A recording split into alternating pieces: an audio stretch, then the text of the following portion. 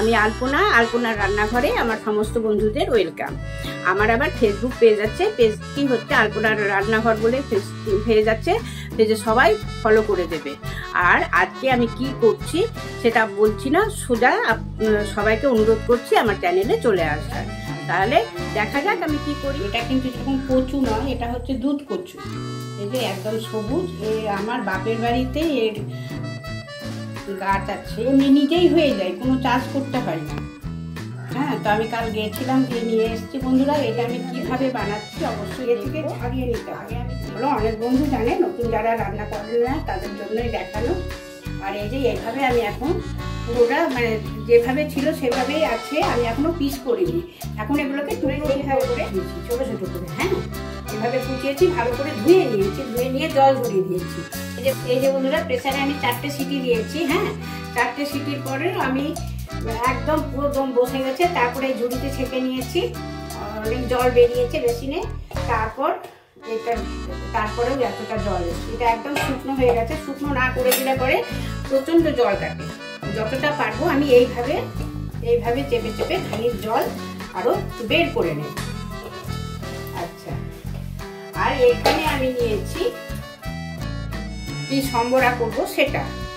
এখানে 2টো তেজপাতা নিয়েছি, আর এরকম ছোট ছোট টুকরো 3 টুকরো আমি দারচিনি, একটা শুকনো লঙ্কা ফাটিয়ে নিয়েছি, ধুয়ে মুছে ফাটিয়ে নিয়েছি, একটা কাঁচা লঙ্কা চিড় দিয়ে নিয়েছি।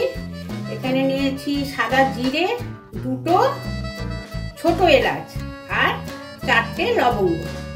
এই আমি সম্বরা দেব। আমি পরিমাণ মতো সর্ষের তেল দিয়েছি। হ্যাঁ, আর এই যে এটা আমি প্লেটে ঢেলে নিয়েছি। প্লেটে ঢালার পরেও কত ঝুড়িতে জল ছেঁকে নিয়েও কতটা জল আছে বন্ধুরা। এইভাবে আমি একটা প্লেটের মধ্যে প্লেট দিয়ে জলগুলো ঝরিয়ে নিচ্ছি। জল থাকলে পরে সব ফোড়নগুলো সুন্দর ভালো করে নাড়াচাড়া করে ভেজে নিলাম। এরপর করবো কি, আমি তো স্টোর করে রাখি, পুরোনো বন্ধুরা সব জানে যে ফ্রিজে আমি জিরে আদা লঙ্কা পেস্ট রেখে দিই। সেখান থেকে আমি এই চামচে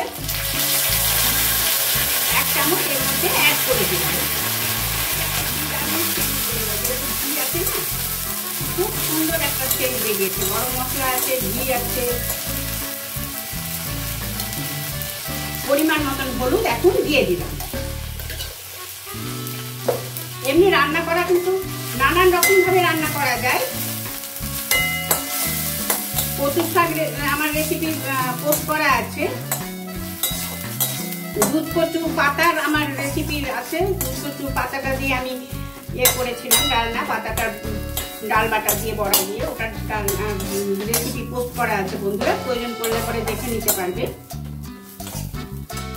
আর আমাদের গ্রামে তো পেরে এনে কেটে নিতে হয়, টাউন বাজারে সুবিধে তারা কেটেই বিক্রি করে। আর খাওয়াও ভালো, প্রচন্ড।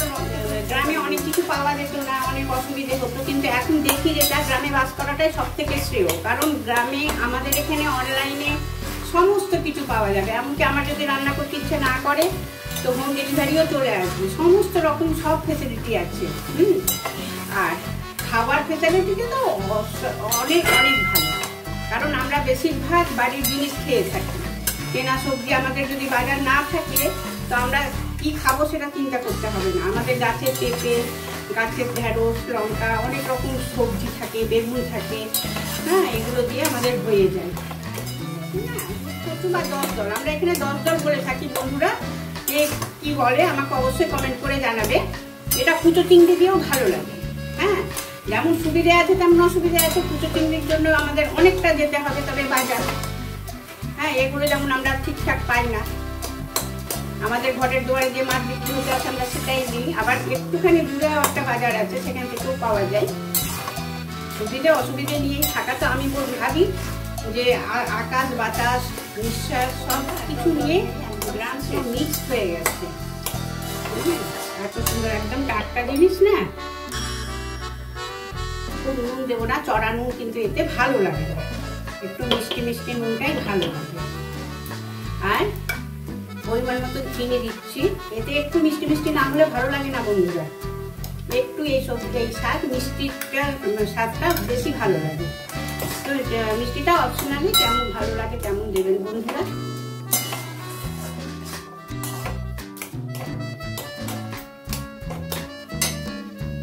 আমি রান্নায় এরকম রান্নায় না গোটা কিশমিশটা ব্যবহার করি না। আমি খানিকটা কিশমিশ নিয়ে একদম কুচি করে নিয়েছি, এই যে এইভাবে কুচি করে নিয়েছি। এই কিশমিশটা এখন আমি এর মধ্যে ছড়িয়ে দিলাম।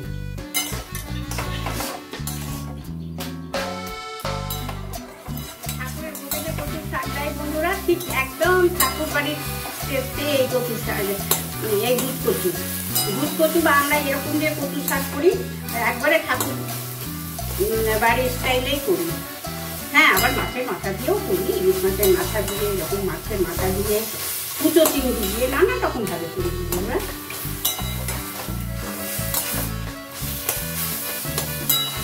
যখন যেমন জিনিসটা থাকে বাড়িতে তখন সেইভাবেই করি। নারকেল কোড়া দিতে পারা যায় বন্ধুরা, নারকেল কোড়া, কিন্তু নারকেল কোড়া আমরা একদমই রান্নাতে নারকেল ব্যবহার করি না, কারণ আমাদের না মানে ডাইজেস্ট হয় না। আবার তো বয়স হয়েছে, এটার জন্য আমরা নারকেলটা আগে আমরা খুব নারকেল দিয়ে করতাম। এবারে ফাইনাল টাচ, আলপনার রান্নাঘরের, আলপনার হাতে প্রসিদ্ধ ঘি। উপর থেকে একটু ঘির সেন্ট না হলে হয় বন্ধুরা? বাঙালিরা তো এই সেন্টেই পাবে না, একটু সেন্ট না হলে বাঙালিরা খেতে পারবে না।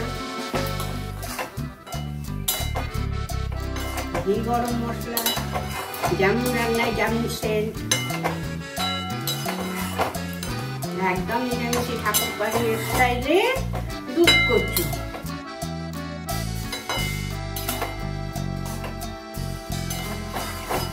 বন্ধুরা করে খাওয়া হবে তো?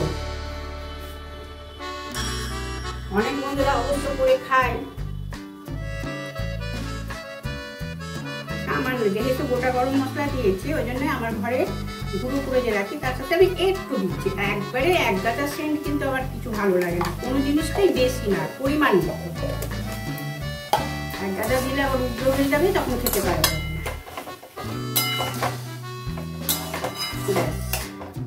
এবারে আমি গ্যাসটা অফ করে দিলাম। সার্ভ করে নিয়েছি, হলো না এমনি সাথে দুধ কচু, অসাধারণ স্বাদে বন্ধুরা। শুকনো ভাতে কি যে ভালো লাগে, যারা যে বন্ধুরা খাননি অবশ্যই খেয়ে নেবেন, বাজারে সব পাওয়া যায়। হ্যাঁ, টাউনের বাজারে তো ভালো ছাড়িয়ে বিক্রি করে, কিনে অবশ্যই এভাবে একবার রান্না করে খেয়ে আমাকে কমেন্ট করবে বন্ধুরা যে কেমন লাগে। তাহলে বন্ধুরা আগামী দিনে আবার একটা নতুন রেসিপি নিয়ে চলে আসছি বন্ধুদের কাছে। রেসিপি না নিয়ে আসলে হয়? তাহলে বন্ধুরা ততক্ষণ আমার ভিডিওর জন্য অপেক্ষা করবে, সুস্থ থাকবে, ভালো থাকবে, হাসি মুখে থাকবে। তাহলে বন্ধুরা আজকের মতো আসি, বাই, টাটা।